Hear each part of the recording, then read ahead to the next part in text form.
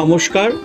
Ramakrishna TV YouTube চ্যানেলের পক্ষ থেকে সকল মা, বাবা, দাদু, দিদা, ঠাকুমা, ঠাকুরদাদাদের জানাই অনেক অনেক ভালোবাসা, প্রীতি ও আন্তরিক শুভেচ্ছা। সবাই ভালো আছেন, ভালো থাকবেন। আমি আবারও চলে এসেছি শ্রী শ্রী রামকৃষ্ণ মিশনের নির্মল কুমার রায়ের লেখা রানী রাসমণির জীবন বৃত্তান্ত সম্পর্কে আলোচনা করতে। আজকে আমরা আলোচনা করব 10ম অধ্যায় রথযাত্রা উৎসব। এবং একটাই কথা বলবো, যারা যারা আমার আগের ভিডিও বা এপিসোডগুলি মিস করেছেন দেখতে, অবশ্যই আপনারা আমার রামাকৃষ্ণ টিভি ইউটিউব চ্যানেলে রানী রাসমণি প্লেলিস্টে যাবেন এবং আগে পর্ব বা অধ্যায়গুলি আপনারা দেখে নিতে পারবেন। তো চলুন, আজকের আলোচনা রানী রাসমণির জীবন বৃত্তান্ত থেকে 10ম পর্ব রথযাত্রা উৎসব। রাসমণি দেবী শক্তি আরাধনা করলেও মূলত তিনি পিতৃসূত্রে বৈষ্ণব ভাবাপন্না ছিলেন এবং শ্বশুরালয় রঘুনাথজিউ পরবর্তীকালে গৃহদেবতা রূপে প্রতিষ্ঠিত হন। তবে স্বামী জগদীশানন্দ তার রচিত দক্ষিণেশ্বরের শ্রী রামকৃষ্ণ গ্রন্থে উল্লেখ করেছেন যে রানী রাসমণি বৈষ্ণব বংশে জন্মগ্রহণ করলেও তার শ্বশুরালয় ছিল শৈব পরিবার এবং সেই জন্য তার ধর্মমত ছিল সমুদায়। স্বামী রাজচন্দ্র দাসের জীবদ্দশায় বাড়িতে দোল, দুর্গা উৎসব প্রভৃতি নানান ধর্মীয় অনুষ্ঠান হলেও রথযাত্রা উপলক্ষে কোনো অনুষ্ঠান হতো না। স্বামীর মৃত্যুর পর রানী রাসমণি দেবীর রথযাত্রা উৎসব করতে এবং সেই রথে গৃহদেবতা রঘুনাথজিউকে বসাতে মনস্থ করলেন। 1245 বঙ্গাব্দে মানে বাংলা সালে 1838 খ্রিস্টাব্দে রানী রাসমণি দেবী প্রথম রথযাত্রা উপলক্ষে রথ নির্মাণ ও প্রতিষ্ঠা কাজে প্রায় 1.25 লক্ষ টাকা ব্যয় করেন এবং গৃহদেবতা রঘুনাথজিউকে সেই রথে বসিয়ে নিজ মানসিক অভিলাষ পূরণ করেন। বাংলার নানা স্থানে নানা প্রকার রথ হতে,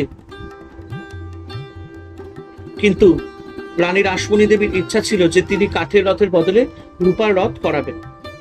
তো এখানে বলা হচ্ছে যে আমাদের পশ্চিমবঙ্গে বা বাংলায় নানান স্থানে নানান রকমের রথ হতো, মানে কাঠের রথ, তারপরে আরো নানান রকমের রথ, কিন্তু রানী রাসমণি দেবী ইচ্ছা ছিল যে তিনি কাঠের রথের বদলে রূপার রথ করাবেন।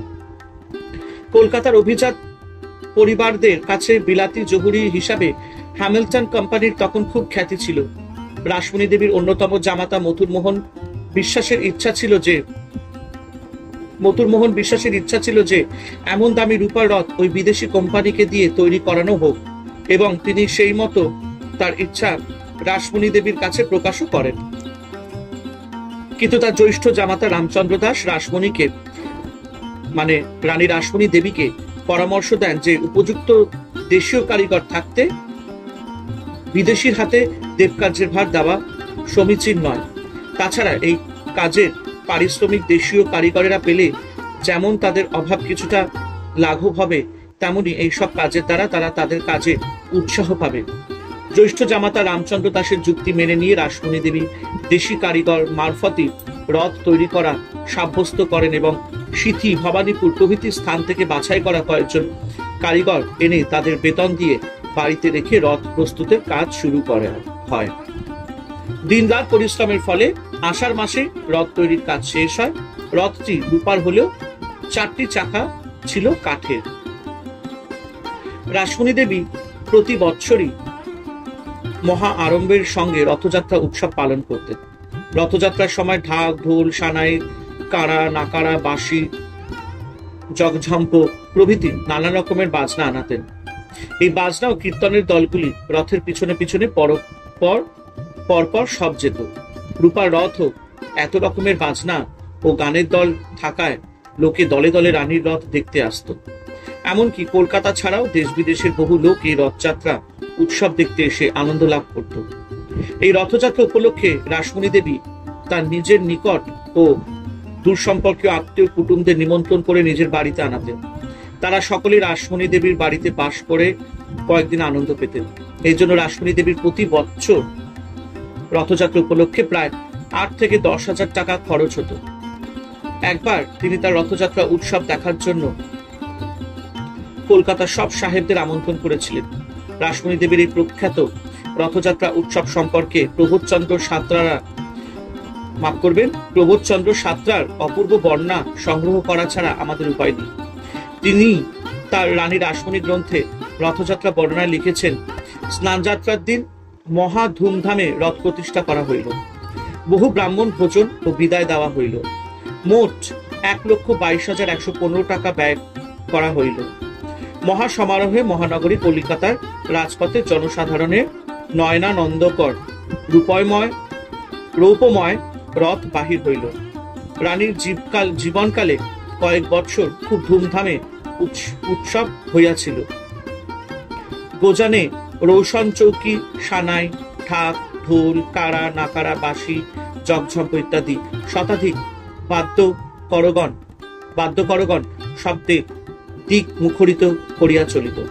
শতাধিক উড়িষ্যা দেশবাসীর সুমিলিত সঙ্গীত, তৎপশ্চাতে বাউলের দল, যাত্রার দল, বালক সঙ্গীতের দল, সংকীর্তন সম্প্রদায়, ভারের দল, নানাবিধ রং তামাশা, পুত্তলিকা নাচনির দল, তৎপরে বাগবাজারের শখের নামগান, বাগবাজারের হাফ আক্রাইয়ের দলের নামজাদা দোহারগণ আসিতেন। ইহাদের জন্য মাস বোধিকাল পূর্ব হইতে বাটিতে গান সাধা, যাতায়াতের জলযোগের তাম্বুল, তাম্রকূট ইত্যাদির ব্যয় বহন করা হইত।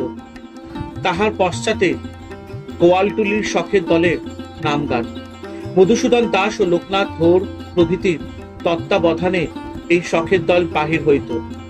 রথযাত্রা ও পূর্ণযাত্রা উপলক্ষে প্রতি বৎসর 2 হইতে 3 মণ হিসাবে জুঁই ফুলের মালা করে খরিদ করা হইত। উহা হরি সংকীর্তন ও শখের দলের গায়কদিগকে দেওয়া হইত। তারপর রথের সম্মুখে রানীর গুরুদেব স্বর্ণছত্রতলে নগ্নপাত জামাতাদিগের সমভির বেহারে মণ্ডলাকারে পরিবেষ্টিত বরদ ও চেরি পরিবৃত ও উপবিতাকারে উত্তরীয় বক্ষে বিলম্বিত, বদনে কপালে চন্দন চর্চিত, গলায় ফুলমালা, তুলসীমালা, স্বর্ণহার শোভিত হইয়া চলিতেন। তাহাদের পশ্চাতে নায়েব, দেওয়ান, সরকার, গোমস্তা ঐরূপ যাইতেন। সঙ্গে সঙ্গে দাসগণ আরানিতে ব্যজন করিতে করিতে যাইতেন। তাহারাও নববস্ত্র পরিহিত, নব উষ্ণীষ শোভিত হইয়া প্রসন্ন মনে চলিতেন। মধ্যে মধ্যে গোলাপ পাশ, গোলাপ বাড়ি উদ্গীরণ করিয়া সৌরভে দিক আমোদিত ও দেহে পতিত হইয়া দেহমস্তক স্নিগ্ধ করিত।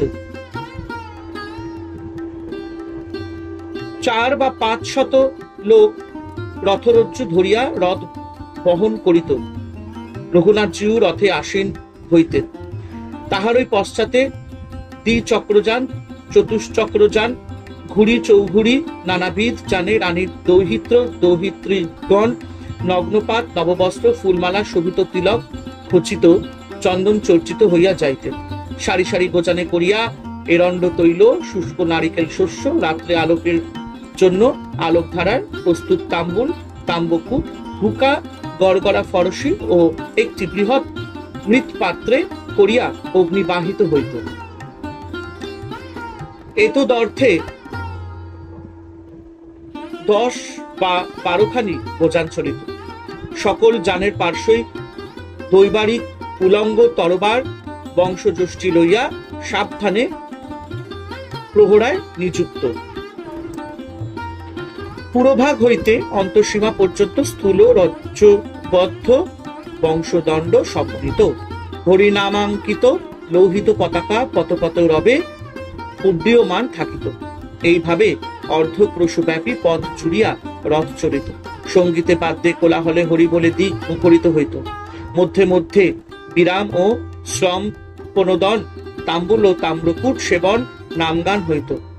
পুনরায় চলিত রথ আয়তনে ক্ষুদ্র হইলেও চক্র চতুষ্টয় ব্যতীত সকলেই রূপময়, সুতরাং অভিনব সামগ্রী দেখিবার জন্য দেশ বিদেশ হইতে লোক সমাগম হইত। তখনকার দিনে রথযাত্রা পুনর্যাত্রা উপলক্ষে অষ্টাহকাল ব্যাপী উৎসবে রানী ন্যূনপক্ষে 8,000 টাকা প্রতি বৎসর ব্যয় করিতেন। এই উপলক্ষে আত্মীয় কুটুম সকলকে বাটিতে নিমন্ত্রণ করা হইত এবং পরম পরিতোষ সহকারে অষ্টাহকাল পান ভোজনে তুষ্ট করা হইত। এক বৎসর রানী শহরের সম্ভ্রান্ত সাহেবদিগকে নিমন্ত্রণ করিয়া একটি ভোজ দেন ও পরিপাটি রূপে বাটি সজ্জিত করেন। সাহেব মেম সকলে বাটি দেখিয়া বড়ই সন্তুষ্ট হইয়া বলিয়াছিলেন, "Our eyes never made such a gorgeous, pompous, extraordinary occasion like this." এইভাবে রাসমণি দেবী তার প্রকৃতিগত ধর্মভাবকে প্রকৃত রুচিবোধ ও আচার নিষ্ঠা পালনের মাধ্যমে জাগ্রত করে সবাইকে আনন্দ দান করতেন। প্রসঙ্গত উল্লেখ্য, রাসমণি দেবী দেহত্যাগের পর তার সেই রূপার রথ তার অন্যতম দৌহিত্র ত্রৈলোক্যনাথ বিশ্বাস মানে শ্রীমতী জগদম্বা ও মথুরমোহন বিশ্বাসের দ্বিতীয় পুত্র নিজের বাড়ির অংশে রাখেন। 1881 খ্রিস্টাব্দে রাসমণি দেবীর আরেক দৌহিত্র বলরাম দাস মানে শ্রীমতী পদ্মমণি ও রামচন্দ্র দাসের দ্বিতীয় পুত্র মানে 294 নম্বর মামলায় রথ ও দেবোত্তর সম্পত্তির বিষয় ত্রৈলোক্যের নামে কলকাতা হাইকোর্টে মামলা করেন। 1901 খ্রিস্টাব্দে রথের মামলার নিষ্পত্তি হয় এবং ওই বৎসরে রথের প্রথম পালা বলরাম দাস প্রাপ্ত হন। রাসমণি দেবীর 5 জন দৌহিত্রের মধ্যে পালাক্রমে তার রূপার রথটির ভার পড়ে। 1910 খ্রিস্টাব্দে রূপার রথের শোচনীয় অবস্থা হওয়ায় বলরাম দাস অন্যান্য অংশীদারগণকে রথখানি ভেঙে তার পরিবর্তে একটি নতুন রথ প্রস্তুত করার জন্য আহ্বান জানান। কিন্তু সেই বিষয়ে কেউ সাড়া না দেওয়ায় কেবলমাত্র অমৃতনাথ দাস মানে শ্রীমতী পদ্মামণি ও রামচন্দ্র দাসের কনিষ্ঠ পুত্র সীতানাথের একমাত্র পুত্র এবং স্বয়ং বলরাম দাস দুজনে মিলে 70,000 টাকা ব্যয়ে পুরাণ রথের অনুরূপ আরেকটি নতুন রথ নির্মাণ করান এবং নিজেরাই তাদের নিজ গৃহদেবতা বামন দেবজিকে সেই রথে বসিয়ে রথ উৎসব পালন শুরু করেন। এই সময় রাসমণি দেবীর রথের বঙ্গে এটি একত্রে রাস্তায় বার হতো। পরবর্তীকালে এই রথটিও ভগ্নাদশা প্রাপ্ত হয় এবং এই রথ উৎসব বন্ধ হয়ে যায়। রাসমণি দেবীর রূপার রথটি বর্তমানে ভগ্ন অবস্থায় দক্ষিণেশ্বরেই আছে। হরে কৃষ্ণ কৃষ্ণ কৃষ্ণ হরে হরে, হরে রাম রাম রাম হরে হরে। জয় শিব শম্ভু, জয় দেবী দুর্গা দুর্গতি নাশিনী, জয় মা কালী।